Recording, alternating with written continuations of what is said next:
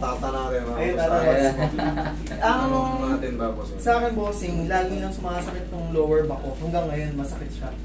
Ang problema ko dito, simula nung nag-gym ako siguro mga 2-3 years ago, sumasakit na siya kapag ka nag-squats.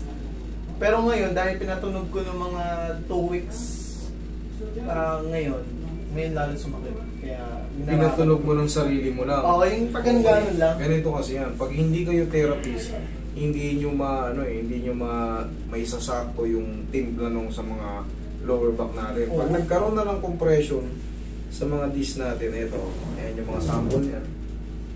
The same lang yan, almost the same, pero yan, artificial lang yan. Pero, pag nagkaroon ng mga cracking dyan na hindi nyo, mas lalong sasakit yan. Pero pag tugma yung cracking, uy, parang kang nakalaya sa sumpa. Okay, madali lang naman yung kaso. Wala kang mga opera? Wala. Okay, good. Yun lang naman ang madalas nating tinatanong dyan.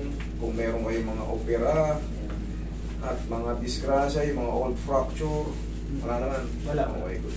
Very simple na yung kaso nyo. Anong tawag lang dyan is discompression. Dahil nag-gym dati si Sir, syempre, pag nagde-deadlift ka or mga nag-lift ka ng mabigat, yun na yung pagkakataon makukompress na talaga yung disc mo. Tanggalin mo muna, Sir. Yan, para pagdapa mo, ilagay mo. Yun. Yan,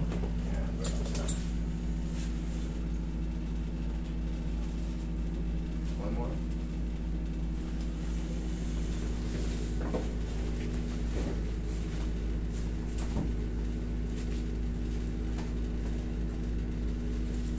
Uy, may pumasok na ako. Ito masakit nga ito nun. Pero, well, tayo.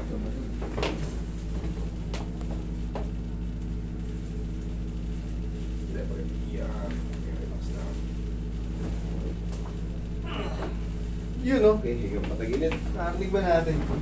Ayan, higang patagilid. Patagilid. Comfortable ka.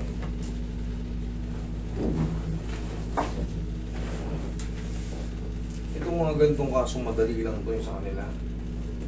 Ano lang to? Kumbaga, parang i-reset ka lang ito, no? Okay, relax lang. Pagka-adjustan ka agad eh. Okay. Dalag. Sa akin dali niya mamaya. Pag nagganito kayo, hindi nyo kailangan puwersahin tumunog, ha? Lalo kung ayaw talaga tumunog, yung pilitin, mahihilo kayo. Relax lang. Ibig sabihin yan, timing na yun, sa kabila nyo pitigin. Kung ayaw pumitig dito, sa kabila nyo pitigin. Dapat. Para lang maintindihan nyo, para may matutunan kayo. Hindi lahat ng gusto nyo patunogin, pag ayaw tumunog, ipipilitin nyo. Hindi po pwede. So, sobra yung tinatawag natin yung mga facet joint. Pag sumobra yung mas mapipilay kayo.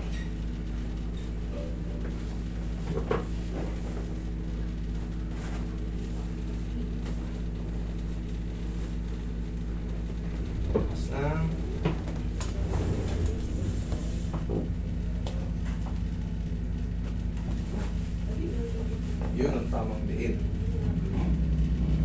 Diba, kahit hindi malakas pero sumushoot. Diyan ka lang, ha?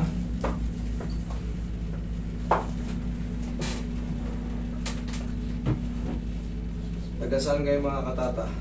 Sa Mga katata. Yan, shoutout sa inyo mga katata. Ayan mga katata, subscribe nyo sila at supportahan yung mga small vlogger natin. Yan, shoutout sa inyo. I-ano nyo lang yan. Purso lang. Sa una lang naman mahina. Pagdating ng panahon, dire-diretso. Diyan din tayo nagsimula. Ngayon, maraming salamat sa 900,000 natin followers. Konti na lang, 1 million na tayo. Konting-konting kemot na lang to. Maraming salamat sa pagsuporta. Thank you, Master. Okay. Sa inyo rin, sana mag-grow kayo. Ilang ano na ba kayo ngayon? Ano lang yun, sir? Pang-personal vlog lang po. Diyan din yan nagsisimula. Diyan din nagsisimula. Muna personal vlog. Pero, ano nyo lang, mag-enjoy nyo lang. Huwag nyo muna isipin yung monetization. Yes. Enjoy nyo lang. Kasi doon kayo magkakaroon ng breakdown pagka sa monetization. Itong pinaka-discarte dyan. Sa lahat ng vlogger na nagsisimula, kailangan talaga magpakawala kayo. Yun ang totoo. Magpa-rapol-rapol kayo. Yan ang totoo. Yan ang magpapalakas sa inyo. Ihaya. magparapol kung may mga sobra-sobra kayong mga pera-pera dyan. Iyan yan. Parapol mo na yung mga gamit mo doon. Yan, totoo. Hindi, kung alam nyo, baka mamaya may mga kursunada rin sa mga na mawawala sila. Yung mga gamit nyo na meron kayo sa bahay, nawala yung mga baka interesado sila. Ginagamit na, sir. Yes! Malaking bagay yan, talaga totoo lang. Raffle. Magpapamigay rin tayo sa mga followers natin. Okay, inhale. Exhale.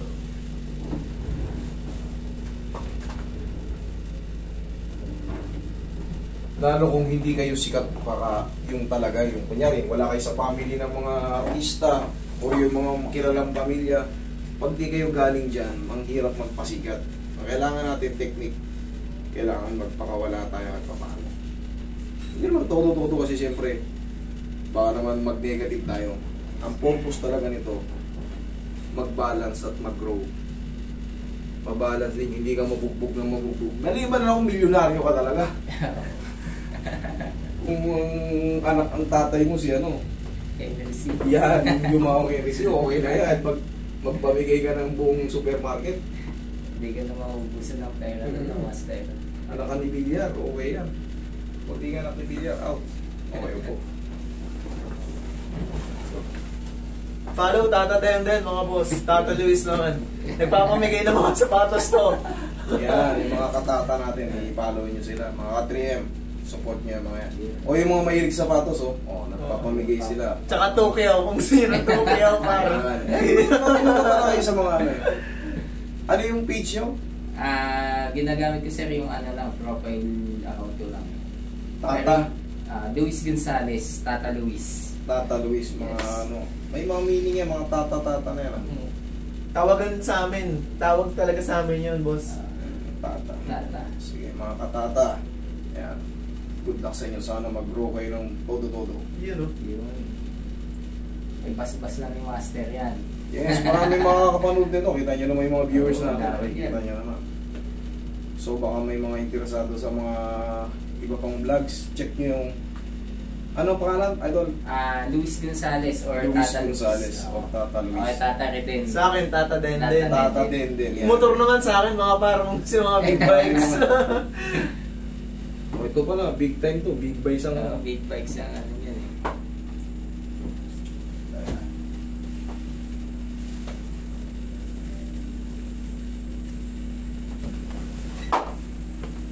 yan ang result dito.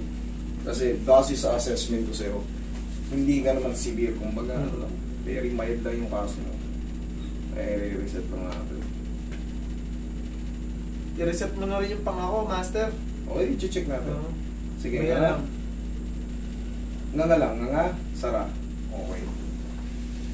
Sige, nga, dahan-dahan, sara, yung. Okay, madulas lang.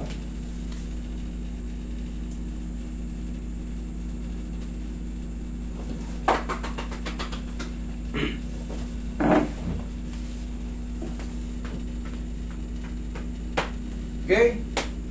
Okay na, Yan master. po ang ano natin, tatatin. Yun. Next. So, check mo yung shoutout balakang sa mo inyo, yun. mga boss. Okay. Thank you.